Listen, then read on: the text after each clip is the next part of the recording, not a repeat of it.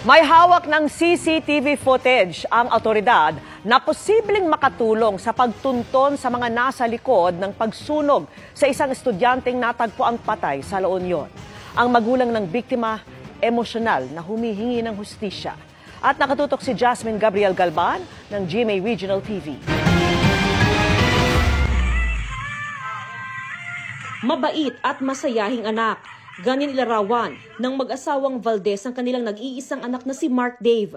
Tuwing umuuwi nga raw si Mark Dave sa kanilang bahay sa Puzurubio, Pangasinan mula sa kanyang pag-aaral sa Baguio City, wala raw sandaling hindi naging masaya ang kanilang bahay dahil sa palagi siya nagpapatawa.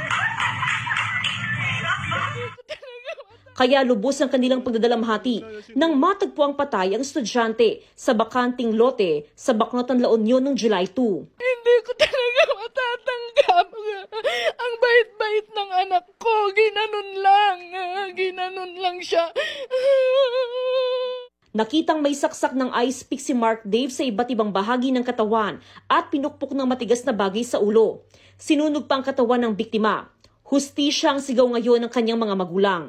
Nag-iisa po yung anak ko kaya hindi ko matanggap po yung ginawa nila, lalo na sinunog. Hindi natutulog ang Diyos at kahit papano makonsensya yung gumawa niyan. Talagang demonyo, kriminal. Tatlong anggulo ang tinitignan ng pulisya na motibo sa krimen, pero hindi na nila ito dinitalye. Malaking bagay raw sa pulisya na mayroong GPS tracker ang nirentahang kotse ng biktima papunta sa La Union. May mga hawak na rin ng PNP na CCTV footages na posibleng makatutulong sa investigasyon. Ginagawa po ng ating Chief of Police at yung mga investigator po natin ay tinatrack po nila yung mga hinintuan at saka yung mga pinuntahan ng sasakyan. Inaalam na rin ng pulisya kung sino ang mga nakasama ng biktima sa kotse bago siya natagpo ang patay.